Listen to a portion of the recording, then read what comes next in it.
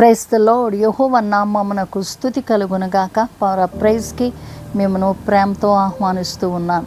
ఈ దినం అపోస్తుల కార్యాలు 12వ అధ్యాయము 5వ వచనములో మొదటి భాగం నుంచి కూడా మనం చూసినట్లయితే, అక్కడ హేరోదు యూదులకు ఇష్టమైన కార్యం అని చెప్పి పేతురు గారిని చెరసాల్లో పెట్టి ఉన్నారు. అంటే మనుషులను సంతోష పెట్టడానికి దేవుని బిడ్డలను చెరలో ఉంచుతూ ఉన్నారు. అలాంటి ఆ టైంలో పేతురు గారు చెరసాల్లో ఉంచబడి ఉన్నారు. 16 మంది సైనికులు ఆయన చుట్టూ ఉండి ఉన్నారు. ఆ చెరసాల్లో అన్ని పెద్ద పెద్ద తాళాలు వేసి ఉన్నాయి.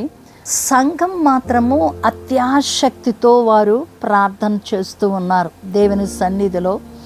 ఎలాగైనా సరే పేతురు విడుదల పొంది బయటికి రావాలి అని సంఘము అత్యాశక్తితో ప్రార్థన చేస్తూ ఉన్నారు.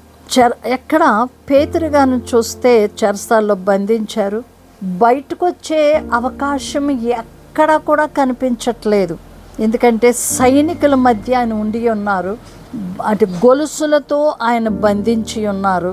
కానీ ఎంత భయంకరమైన పరిస్థితిలో పేతురు గారు ఉన్నారు అని తెలిసినప్పటికీ సంఘము అత్యాశక్తితో ఏక మనసుతో వారు ప్రార్థన చేయడం మొదలుపెట్టారు. దేవుడు ఆసక్తితో చేసే ప్రార్థన ఆయన ఆలకించి జవాబిచ్చే దేవుడు. ఐక్యతతో కలిసి చేసే ప్రార్థన దేవుడు ఆలకించే దేవుడు. ఎడతెగక కంటిన్యూగా చేసే ప్రార్థన దేవుడు ఆలకించుచు ఉన్నారు. సో ఇక్కడ సంఘము అత్యాశక్తితో ప్రార్థన చేస్తూ ఉంటుండగా దేవుని కార్యాలు ఊహకందని కార్యాలు, అసాధారణమైన కార్యాలు, ఎక్కడ జరగని కార్యాలు దేవుడు ఇక్కడ చేసినట్లుగా మనం చూస్తూ ఉన్నాం. సైనికులు 16 మంది సైనికుల మధ్య పేతురు ఉన్నప్పటికీ దేవుని దూతను దేవుడు వారి మధ్య ఆయన చెరలోనికి పంపించి పేతురు తన చుట్టూ సైనికులు ఉన్నప్పటికీ పేతురుతో మాట్లాడి లేపి ఆయన్ని బయటకు తీసుకుని వచ్చి ఉన్నారు. 16 మంది అందరూ ఎంతో పట్టుదలతో హేరోదును సంతోషపెట్టడానికి వీళ్ళు కూడా ఎంతో జాగ్రత్తతో పట్టుదలతో పేతురుని చూస్తూ ఉండుండొచ్చు. దేవునికి అసాధ్యం అనేది అంటూ ఏమీ లేదు. వీరందరికీ అలా మగతిచ్చారు. ఆయన చక్కగా పేతుర్ని పైకి లేపారు. బంధకాలన్నీ గొలుసులన్నీ ఊడిపోనివి. ఒక్కొక్క ద్వారము గుండి ఆయన వస్తూ ఉన్నప్పుడు ఆ యొక్క ద్వారములకున్న తాళపులు, ఆ యొక్క గొలుసులు అన్నీ కూడా ఊడిపోతూ ఉన్నాయి. తలుపులు తెరవబడుతూ ఉన్నాయి. ఇంత గొలుసులు ఊడిపోతున్నా, తాళం కప్పలన్నీ ఓపెన్ అయిపోయి ఊడిపోతూ ఉన్నా ఈ యొక్క సైనికులకి ఏమీ తెలియలేదు. పేతురు గారు చాలా చక్కగా నడుచుకుని బయటకు రావడం అనేది జరిగింది. దేవుని యొక్క దూత వారిని తీసుకుని బయటకు వచ్చింది. ఇక్కడ మనము అర్థం చేసుకునే విషయం ఏంటి అంటే, ఎలాంటి బంధకాలలో ఉన్నప్పటికీ ఒకవేళ పేతురు గారు చెరసాల్లో ఉన్నారు, మన కుటుంబీకులు, మన బంధువులు, మనకు కావలసిన వారు ఎలాంటి బంధకాలలో ఉన్నప్పటికీ మనం ప్రార్థన చేస్తే దేవుడు అద్భుతాలు చేస్తాడు అనే సత్యాన్ని ఇక్కడ మనము చూస్తూ ఉన్నాం. అసాధ్యమైన పరిస్థితులలో అస్సలు ఏమాత్రము కూడా కొంచెము కూడా అనుకూలమైన పరిస్థితి ఎక్కడ ఏ విధంగా కూడా లేని టైంలో సంఘము అత్యాశక్తితో అందరూ ఏక మనసుతో ఏక హృదయముతో బలంగా ప్రార్థన చేస్తూ ఉన్నారు. ఎడతెగని ప్రార్థన వారు చేస్తూ ఉన్నారు. ఐక్యతతో ప్రార్థన చేస్తూ ఉన్నారు. దేవుని శక్తికి ఏ బంధకాలు కూడా అడ్డు రావు అనే విషయాన్ని ఇక్కడ మనము గ్రహిస్తూ ఉన్నాం. వారు చేసిన ప్రార్థన, వారు ఎవరినో వీళ్ళకి వ్యతిరేకంగా దొమ్మిగా మనుషులను తీసుకుని రావడం, గొడవకి ఏదో లారీల మీద వీటి మీద అప్పుడప్పుడు కొన్ని పరిస్థితులు మనం చూస్తూ ఉంటే తీసుకొస్తూ ఉంటారు కదా, అలాంటివి ఏమీ చేయలేదు.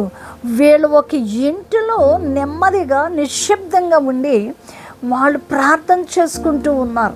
దేవుడు ప్రార్థన ఆలకించే దేవుడు, ప్రార్థనకు జవాబిచ్చే దేవుడు. అద్భుతాలు చేయగలిగిన దేవుడు. సో మనము చిన్న ప్రార్థన, మనం ఎంత సీక్రెట్గా చేసినా ఆ ప్రార్థన దేవుడు ఆలకిస్తూ ఉన్నాడు. అక్కడ అద్భుతాలు జరగవలసిన కార్యాలన్నిటినీ కూడా ఆయన చేసినట్లుగా మనం చూస్తూ ఉన్నాం. ఈ రోజున మరి ఎంతోమంది క్రైస్తవులు అనేక ప్రాంతాలలో చెరలో పెట్టబడుతూ ఉన్నారు. దైవజనులు పట్టుబడుతూ ఉన్నారు, విశ్వాసులు కూడా పెడుతూ ఉన్నారు. సో అలాంటి ఈ సందర్భంలో పేతురుని విడుదల చేసిన దేవుడు ఈ రోజున దేవుని బిడ్డలు ఆయన నామము పేరట ఆ బంధకాలలో ఉంచబడిన వారికి కూడా విడుదల జరుగుతూ ఉంది. క్రైస్తవ సంఘమైన మనం ఏ డినామినేషన్కు చెందిన వారమైనా, ఏ ప్రాంతంలో మనం ఉన్నా, మనకు భాష అంటూ ఒకవేళ అందరం ఒకటే కాకపోయినా వేరువేరు భాషలైనప్పటికీ ఐక్యతతో దేవుని బిడలంగా మనం చేసే ప్రార్థన దేవుడు ఆలకించి జవాబును మనకు అనుగ్రహిస్తూ ఉన్నారు. పేతుని విడిపించిన దేవుడు ఈ రోజున దేవుని బిడలైన వారు ఎవరెవరు చెరలో ఉన్నప్పటికీ, ఒకవేళ మన ఆంధ్ర రాష్ట్రం కావచ్చు, వేరే రాష్ట్రాలు కావచ్చు, నార్త్ ఇండియా కావచ్చు, ఎక్కడైనప్పటికీ వారు ఏ చెరలో దేవుని బిడ్డలు హింసించబడుతూ ఉన్నప్పటికీ మనం చేసే ప్రార్థన అద్భుతంగా, ఆశ్చర్యకరంగా, సైనికులు అసలు ఊహించలేదు ఇంత కార్యం జరుగుద్దని. వీళ్ళ నమ్మిన దేవుడు ఎంత శక్తి కలిగిన దేవుడని హేరోదుకి తెలియదు, యూదులకి గ్రహింపు లేదు, అక్కడ ఉన్న సైనికులకి గ్రహింపు లేదు. కందని కార్యాలు ఎలా జరుగుతాయో, మనం ఊహించలేని కార్యాలు దేవుడు తన కార్యాలు తన బిడ్డల పట్ల జరిగిస్తారు. ఎప్పుడు అంటే దేవుని బిడ్డల మీద మనము కలిసి ప్రార్థించినప్పుడు. ప్రార్థిద్దామా? సకలాశీర్వాదములకు కారణభూతుడైన మా యెహోవా పరిశుద్ధుడా, మీ గొప్ప నామమునకే స్తుతులు చెల్లిస్తూ ఉన్నాం. అలనాడు తండ్రి పేతురు గారు చెరలో ఉన్నప్పుడు సంఘము అత్యాశక్తితో ప్రార్థించగా మీరు వారి ప్రార్థన ఆలకించారు, జవాబుని ఇచ్చి ఉన్నారు. అప్పుడున్న దేవుడే ఇప్పుడు కూడా మేము మొరపెట్టేది మీకే ప్రభువా. నాయన, మీ కార్యాలన్నీ గొప్పవి తండ్రి. ఎక్కడెక్కడ నీ బిడలైన వారు చెరలో ఉంచబడి ఉన్నారో వారందరి కొరకును మేము ప్రార్థిస్తూ ఉన్నాం. నజరుడైన యేసు నామములో బంధకాల నుండి విడుదల కలుగునుగాక. ఆ చెరల్లో నుంచి వారు బయటకు వచ్చుదురుగాక. మీ అద్భుతమైన కార్యములు వారికి జరుగునుగాక. నాయన, ఒకవేళ మామూలుగా ఉన్న ఆ జైల్లో ఉన్నప్పటికీ, లేక ఏ పరిస్థితుల్లో ఏ బంధకాలలో బిడలు చిక్కుకొని ఉన్నప్పటికీ, నజరుడైన యేసు నామములో అట్టి బంధకాల నుండి విడుదల కలుగునుగాక. యేసు నామములో విడుదల కలుగునుగాక. Thank you daddy. మీ కార్యాలు మీ బిడ్డల పక్షంగా మీరు జరిగిస్తూ ఉన్నందుకు మీకు కృతజ్ఞతలు, స్తుతులు, స్తోత్రాలు చెల్లిస్తూ యేసు శ్రేష్టమైన నామమున స్తుతించి ప్రార్థించి పొంది ఉన్నాము తండ్రి. Amen, amen. God bless you all. దేవుని కృప మీకు తోడై ఉండునుగాక. దేవుడు మిమ్మును మీ కుటుంబమును ఆశీర్వదించునుగాక. మీ ప్రియ సహోదరి షరోన్ సువార్తరాజు. షలోం.